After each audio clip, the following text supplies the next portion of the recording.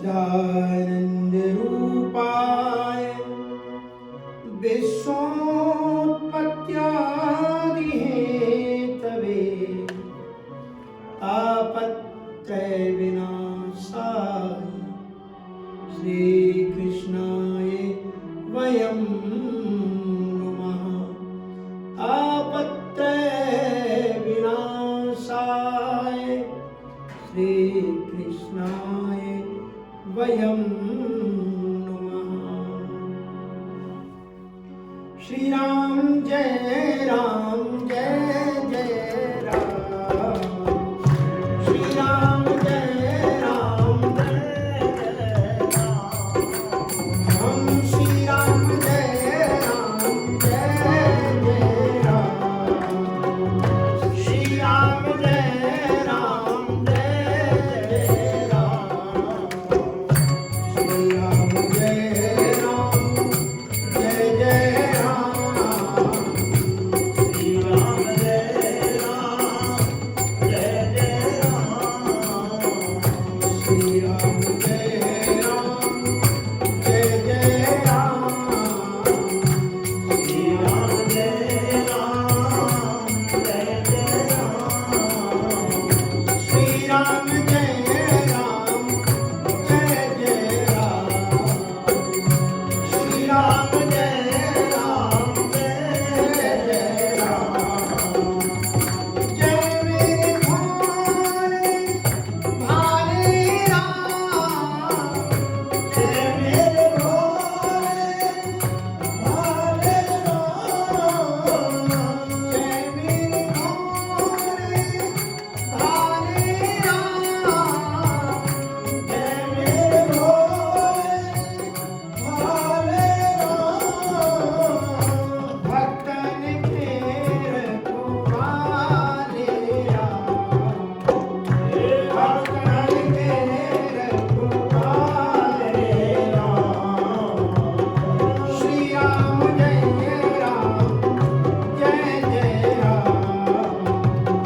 श्री राम जय राम जय जय राम। श्री राम जय राम जय जय राम। श्री राम जय राम जय जय राम। श्री राम जय राम जय जय राम। श्री राम जय राम जय जय राम।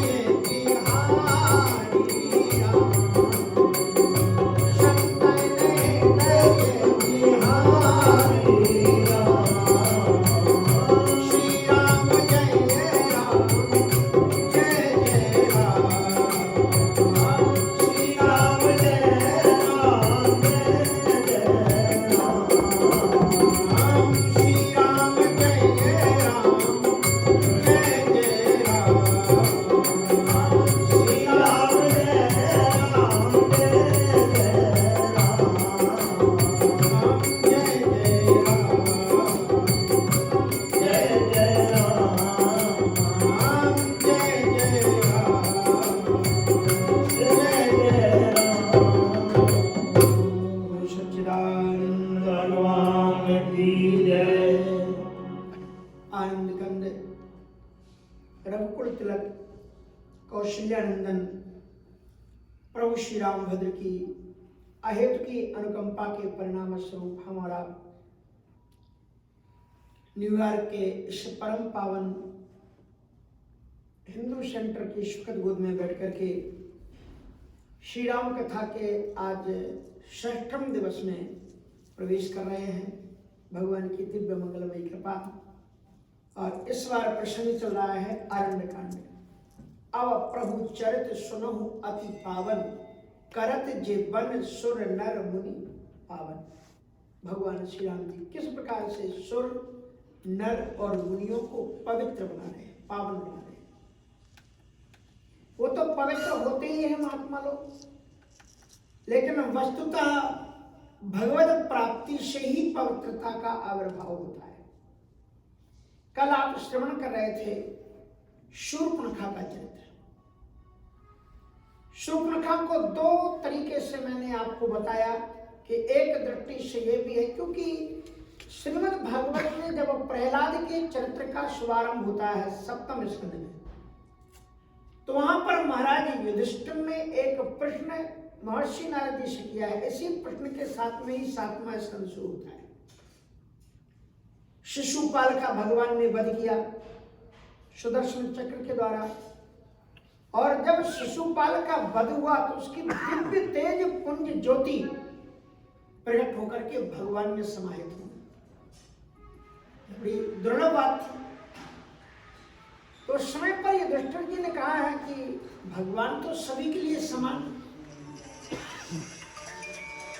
फिर भगवान भेदभाव क्यों करते हैं? शाह कथम, देवताओं के प्रिय करने के लिए फिर राक्षसों को भगवान क्यों मारते हैं? क्षमा प्रिया स्वहृद ब्रह्मन भूतानाम भगवान स्वयं। भूतानाम भगवान स्वयं इंद्र स्वार्थे कथम दैत्यान नवनीत विष्णु यथा। तो यहां पर महर्षि नारद जी ने उनको प्रहलाद जी का चरित्र सुनाते हुए ये बताया है कि सभी दैत्य, सभी राक्षस दुष्प्रवृत्ति के नहीं होते। विभीषण भी तो राक्षस जाति में ही पैदा हुआ था, राजा बलि भी तो राक्षस जाति में ही है, दैत्य हैं। लेकिन जो आपके 12 महाभागवत हैं, उन 12 महाभागवतों में राजा बलि का नाम है। वृत्तासुर को आप देखें, वो भी राक्षस ही है ना, लेकिन कितनी सुंदर उसने स्तुति श्रीमद् भागवत में की है। अहम हरे तव पादे कुमूलो दातानुदासो भवितास्मि भूया। तो कहते हैं जहां सुमति तहां संपत्ति नाना, जहां कुमति तहां विपत्ति निदाना। तो एक दूसरे एंगल से भी आप, दूसरे दृष्टिकोण से भी आप शूर्पणखा के चरित्र को देखें। एक तो ये हो गया कि ठीक है, गोस्वामी तुलसीदास जी ने आगे टिप्पणी भी की है कि भ्राता पिता पुत्र उर्गारी और पुरुष मनोहर निरखत नारी स्वाभाविक होय विकल सक मन ही न रोकी, जिम रवि मनि द्रव रवि विलोकी। एक अलग चीज है, लेकिन इसमें एक दूसरा दृष्टिकोण ये भी है, क्योंकि मिथिला की जो नारियां हैं भगवान को देख करके मोहित होना कोई बुरी बात नहीं। मिथिला की नारियों ने, मिथिला की सखियों ने जब राम जी को मिथिला की गलियों में चलते हुए देखा तो क्या कहा कि कहूं सखी अस को तनु धारी, जो न मोहिए रूप निहारी। कहूं सखी अस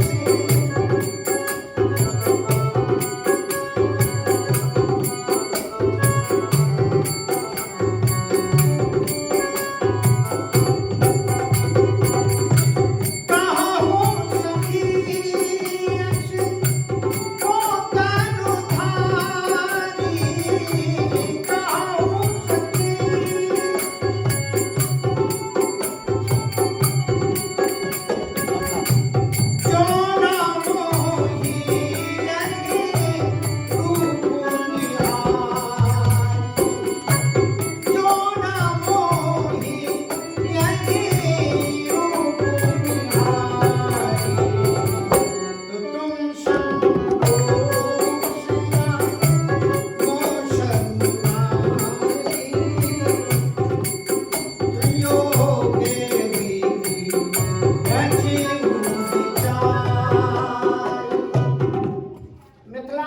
नारियों ने भगवान श्री राम जी के अद्भुत सौंदर्य को देखने के बाद में एक घोषणा की कि कहाँ हो सखी, अरे सखी मुझे बताओ, कि चैलेंज है कि दुनिया में ऐसा कौन प्राणी है जो श्री राम जी के इस दिव्य अलौकिक रूप को देख करके आकर्षित ना हो जाए, मोहित ना हो जाए। ऐसा दुनिया में कौन है? कहा हो सकी असकोतन धारी और जो न मोहे यह रूप निहारी। श्री राम जी के स्वरूप को देख करके अच्छे अच्छे लोग मोहित हो जाते। आप जानते, देखो शूर्पणखा जब आई तो राम ने से शादी का प्रस्ताव कर दिया कि तुम सब पुरुष न मोह समनाली। और इतना ही नहीं, इसमें महाराज जो जलचर प्राणी थे, जब राम जी का पुल बना तो देखन कहो प्रभु करुणा कंदा, प्रकट भय सब जलचर नंदा। और प्रवाही विलोकत करहि न टारे, मन हर्षित सब भय सुखारी। तो दुनिया का प्रत्येक प्राणी, चर अचर प्राणी भगवान श्री राम जी से आकृष्ट हो गए। श्री राम जी की छवि को देख करके सर्प भी अपने जहर का गमन करते हैं, बिच्छू अपने डंक तोड़ देते हैं। राम जी का ऐसा प्रभाव। तो शूर्पणखा ने राम जी को देखा, बोले तुम सम। तो एक तो लौकिक दृष्टि से तो यह है कि वह राम के स्वरूप से, सौंदर्य से व्यामोहित हुई और उसने राम जी के सामने शादी का प्रस्ताव रख दिया। लेकिन भगवान जी ने क्या कहा उससे कि सीतहि चितय। इससे बहुत बड़ी शिक्षा है। संसार में ऐसी भी आपको स्त्रियां मिल जाएंगी जो चरित्रवान नहीं होगी, ये जानते हुए भी कि आप शादीशुदा हो, फिर भी वो कोशिश करेंगी आपको पतिव्रत करने की। ऐसी परिस्थिति में अगर आपको स्त्रियां मिल जाएं ऐसी जो आपको अपने धर्म से, मर्यादा से हटाने का प्रयास करती हूं, तो पुरुषों को उस समय किधर देखना चाहिए? ये राम जी ने बताया कि सीतहि चितय कही प्रभु बाता। राम जी बात तो शूर्पणखा से कर रहे हैं, लेकिन देख किधर रहे? अपनी पत्नी को देख रहे। अब आप हर जगह तो आपकी पत्नी होगी नहीं, तो आपके दिल में आपकी पत्नी होगी। किसी भी स्त्री से बात करो, लेकिन अपने दिल में अपनी पत्नी को ही सुनो। सीतहि चितय, क्योंकि हमारे यहाँ पर हिंदू संस्कृति में जो विवाह है, विवाह एक संस्कार है, ये गुड्डा गुड़िया का खेल नहीं है। हिंदू संस्कृति में 5 चीजों को मध्यांतर में रख करके विवाह कराया जाता है। अग्नि साक्षी होती है, ब्राह्मण मणि, सूर्य देवता, पृथ्वी का देवता, प्रत्यक्ष देवता, बंदाओं प्रथम महेश्वर चरण। ब्राह्मण होता है, अग्नि होती है, सूर्य होते हैं, और तमाम देवताओं का आह्वान किया जाता है। उन सारी चीजों के बीच में पति और पत्नी का मिलन होता है। और हम लोग कहते हैं ना, आप लोग छोड़ने में ना हो तेरा साथ साथी। एक जन्म का नहीं है ये बंधन, कई जन्मों का होता है। पूर्वार्जितम विद्या, पूर्वार्जितम धनम, पूर्वार्जितम पत्नी अग्रे अग्रे गच्छति। पति और पत्नी का मिलन सामान्य नहीं होता, जन्म जन्मांतरों का मिलन होता है। श्री राम जी ने जब जानकी जी को देखा, उनकी ओर आकृष्ट हुए पुष्पवाटिका में, तो लक्ष्मण जी को क्लियर किया उन्होंने कि मैं जानो, मेरा मैं अपने मन का मुझे विश्वास है कि मोहि प्रतीत तब निज मन केली, और जही सपने ऊपर नारी नाहेली।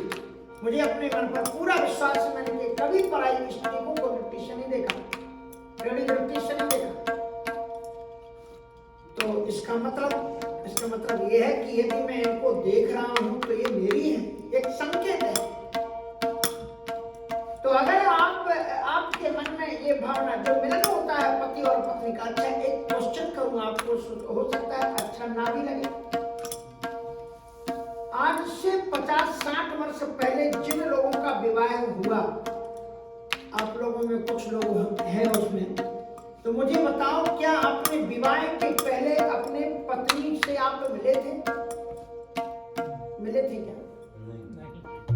पत्नी से पहले मिले थे क्या?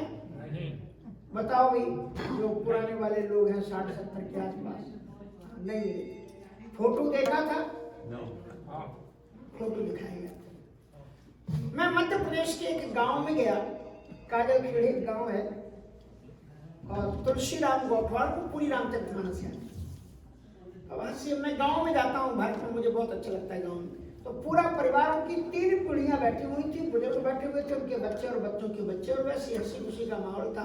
और मैंने उनके बुजुर्ग जो लगभग 80 वर्ष के आसपास के थे, मैंने हंसी हंसी में पूछ लिया कि विवाह के पहले इनसे आपकी भेंट हुई थी? उनकी धर्मपत्नी के बारे में पूछा।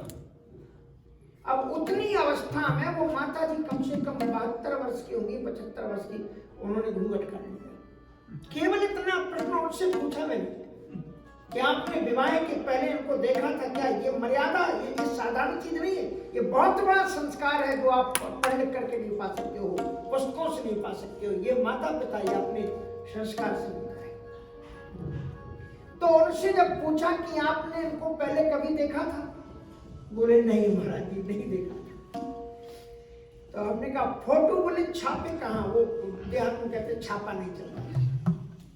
तो कैसे हुआ? बोले बस हमारे पिताजी और हमारे मामा जी गए, लड़की को देख करके आ गए, और देख करके जब आए तो मुझे नहीं बताया, मैं वहीं पर बैठा हुआ था, मेरी माँ को बताने लगी कि लड़की अच्छी है और हमने देख लिया है, कामकाज भी अच्छा जानती है और पाठ पूजा करती है, बस इतना। मैं तो उठ के चला गया और शादी हो गई।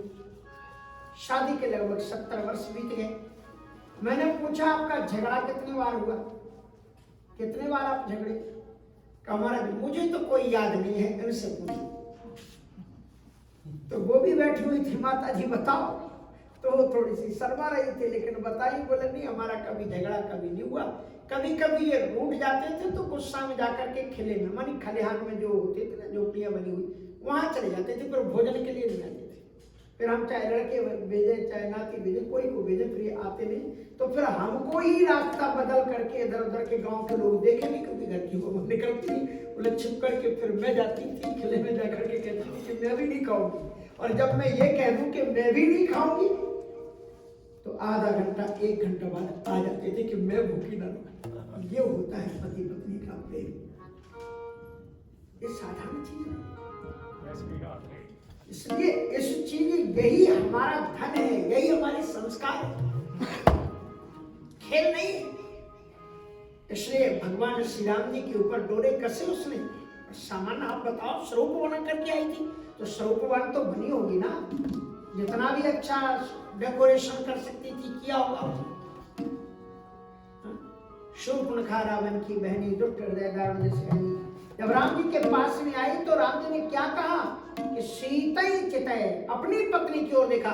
इसको आध्यात्मिक दृष्टि से इसको तृष्णा माना गया है। तृष्णा, तृष्णा उसे कहते हैं कि जो आपको ईश्वर ने दिया हो उस पर संतुष्ट ना हो करके अन्य वस्तुओं की आकांक्षा करना ही तृष्णा की वृत्ति है। शूर्पणखा वहां पर झूठ हुई, क्योंकि इसका पूरा परिचय दिखाया गया। पहला क्या परिचय दिया कि शूर्पणखा रावण की बहनी, दुष्ट हृदय दारुण जैसे अहनी। और जब विवाह का प्रस्ताव रखा तो पूछा कि भाई आपका परिचय क्या है? तो कहती तुम सम पुरुष न मोसम नारी। नारी कहा, और नारी उसे कहते हैं जो विवाहिता हो, पारिवारिक हो, उससे नारी कहते हैं। उसने पहला अपना परिचय क्या दिया? बोले तुम सम पुरुष न मोसम नारी, यह संजोगी विधि रचहु विचारी। अब आगे बढ़ाती है अपना परिचय कि मम अनुरूप पुरुष जग माही, देखियो खोजे लोक तिहु माही। मेरे अनुरूप, मेरे जैसा वर त्रैलोक में मुझे नहीं मिला।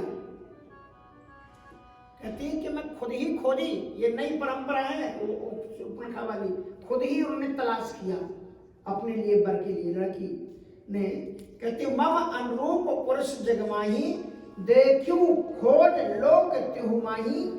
तीनों लोकों में मैंने खोजा। तो राम जी सोचने लगे, तीनों लोकों में देवताओं की गति पाताल में नहीं होती और मनुष्यों की गति स्वर्ग में मरने के बाद ही जाती है, और ये तीनों लोकों में गई तो ये हो कौन सकती है। तब राम जी ने अंदाजा लगा दिया कि राक्षसी है ये। धूप में भले ही कुछ हो, लेकिन वाणी से विन्यास से व्यक्ति समझ में आ जाता है। उसने कहा देखियो खोज लोक तिहु माही, मैं तीनों लोक में गई, तीनों लोक में माया भी राक्षसी जा सकती है। और फिर कहती है कि ममे अनुरूप पुरुष जग माही, देखियो खोज लोक तिहु माही। और मैंने ये देखा कि सब लगे और कहीं भी मेरे अनुरूप वर मिला ही नहीं। तो फिर बोले ताते अब लगी रही कुआं